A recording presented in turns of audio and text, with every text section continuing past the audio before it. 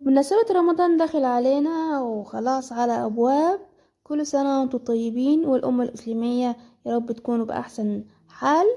هنعمل مع بعض سلسلة من المخللات لرمضان، هتغنيكي عن شراء المخلل من الشارع تاني أو أي حد برا.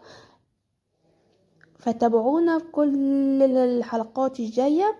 النهاردة إن شاء الله هنعمل مع بعض حلقة مخصصة بس للدجة. المخلل كله هنعتمدوها عليها.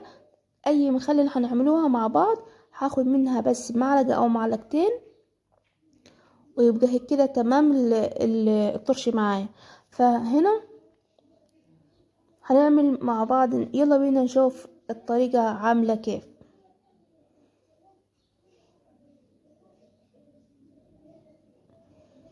معايا هنا المكونات سهلة خالص طبعا في اي بيت.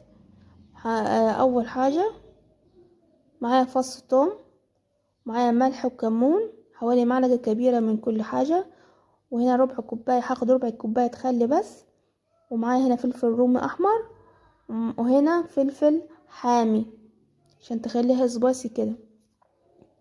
هاخد كل المكونات دي واحطها في الكبة، اديها فرمة كده حلوة